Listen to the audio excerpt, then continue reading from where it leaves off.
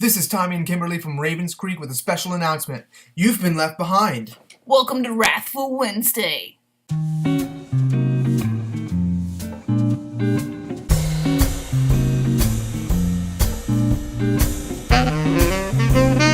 Now that we know who the new president is going to be, it seems that the 150-year-old prophecy is true. The Antichrist is the American president. Yes, the jury is in, but the judge is out. And he is pissed. While you were sleeping, Jesus came and took his church. And now you're left home alone. Here's some things to expect. Now that you're in the tribulation period.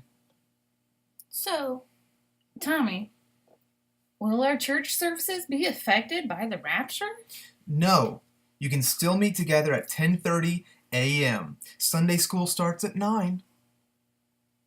And since we all know that the Holy Spirit is the restrainer, you woke up this morning and you don't have the Holy Spirit. No Holy Spirit? What do we do? This is what's called cessationism. It's okay. Let me explain it to you. We don't have any gifts. We're not led by the Spirit anymore. When you pray, nobody hears. In fact, Jesus is away and he's partying. Now that there's no more Holy Spirit, how will I know what to wear in the morning? Or what coffee to choose? Or where to go to get my coffee? Do churches still sell coffee?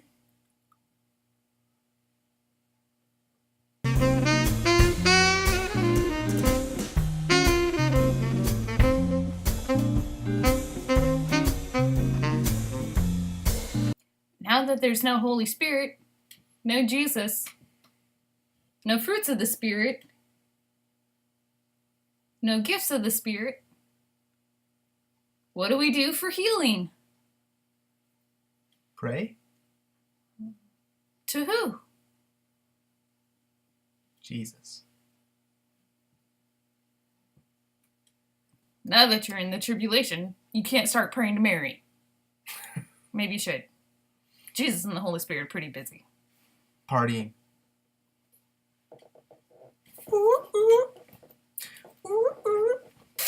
Get it. Get it. Ooh, Get ooh. it. Get it. Ooh, ooh. But now that the Holy Spirit is gone, it is nice to know that at least the powers of darkness are able to work miracles.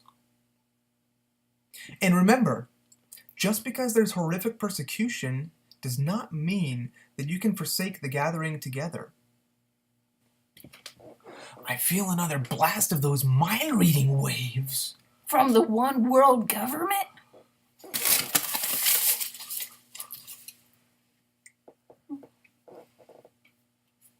Where were we? So now that we're here, you might be wondering, well, how long are we stuck here? Interesting. It might be anywhere from 7 years to 107.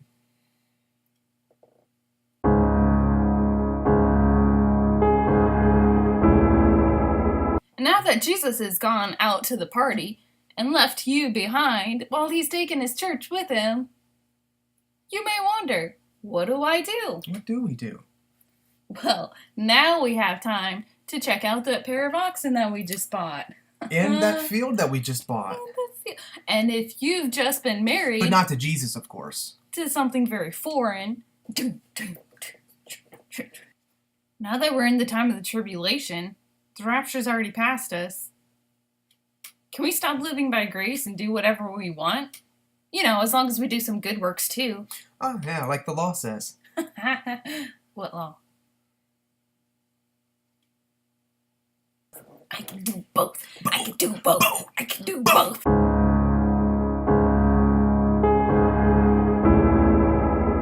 Now that we all find ourselves in the same place at the same time with these immense struggles, tribulations, and things that we never imagined before, let's reconsider who our neighbor is and what we're willing to leave them with. And how we're willing to treat them. While we escape into another happier world. So if you think that we're supposed to be leaving this world behind and partying with Jesus during the last days, let us give you some ideas to maybe reconsider. If you've been thinking that your whole Christian walk could be lived on grace and then interrupted by Jesus coming back to take you to a party while you leave the neighbors around you to suffer whatever wrath that you don't care about, then let's reconsider what Jesus has called us to be and what he has called us to do. He has called us to having a heart that would care and love for even our enemies. Now that would suggest that, according to the love he shows, we would be willing to stay behind even if we're supposed to be taken. And who is it that is our enemy? And who is our neighbor? If we believe in the things, not that Jesus said alone, but how he lived and his example, we need to reconsider the things that we consider dearest to our Christian faith and our doctrine.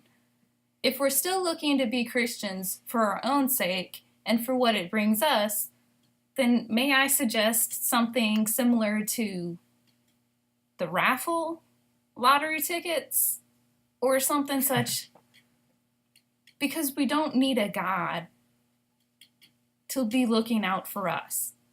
If we're going to get involved with something as majestic of a being as a God, then we need to consider what kind of story God is already writing. And we need to be willing to consider that maybe God has called us to something beyond ourselves.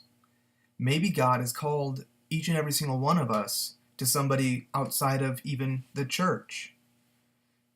Maybe God is one who's looking upon all of the people of the world and upon a specific people of the world because his heart is full of compassion and love, and his plan is not to leave them only to suffer wrath and judgment because they deserve it more than you do. One thing we need to consider is perhaps God operates at a different wisdom than we do, and it's not an unattainable wisdom. It's something he wants to share with us from the beginning of scriptures all the way through to the end. He has put patterns there, signals, signs for us to catch and continue with, regardless of what we've been taught or the influences we've had in our modern age. Let us not forget that even Cain, who killed Abel, was told, sin lies at the door. And even after he killed Abel, God then approached him again and spoke to him. If God is willing to speak to even Cain who killed his brother, then why would he not be willing to speak to those who are lost even in this generation? Or those who would be lost in the tribulation? Tommy and I have long told our Baptist friends that we took up drinking alcohol so that we could stay during the time of tribulation and great wrath, so that we can be with those who actually need God, because it's not the healthy or those who consider themselves healthy who need a doctor. It's the sick. It's the sick. It's the lost. It's the sheep that has wandered away. And it's those who haven't even looked up to see that the rest of the flock has already moved on. So whether you thought the elections were going to bring the end of the world or a new world or the peace and happiness that you've been looking for all this time, maybe you should reconsider where you put your hope, where your freedom comes from, and what liberty really means. Because if you're thinking you can leave other people behind and just wait for God's goodness to infiltrate your life, how is that liberty? Is that freedom? It reminds me of the story of the starfish, that a man was taking starfish on the sand and throwing them back into the ocean. And he was approached by someone else and said, you can't save all of them. It doesn't really matter how much you do, there's always going to be more. And he picked up another starfish and he threw it in the ocean and said, it mattered to that one. Picked up another and threw it in the ocean, it mattered to that one. Well, Tommy and I are not the biggest evangelicals as far as handing out tracts and putting up posts on Facebook of how you should vote and such things. We believe that how you live your life, the attitude that you have, and the people around you, how you treat them and think of them, makes a difference to God's heart. And it's more important than whether it makes a difference to your leveling up in Christianity. as political leaders come and go, and as we all find that we survived one more day, one more big myth, one more terrorist attack, let's remember that whatever happens next, either we're in this together and we're doing God's work, or we're only looking out for ourselves. Those are the only options we have. If you don't want to reconsider who is your neighbor, who is your enemy, and how should we be helping them, we have a solution. Get yourself an Antichrist hat. It also stops the waves from the one world government.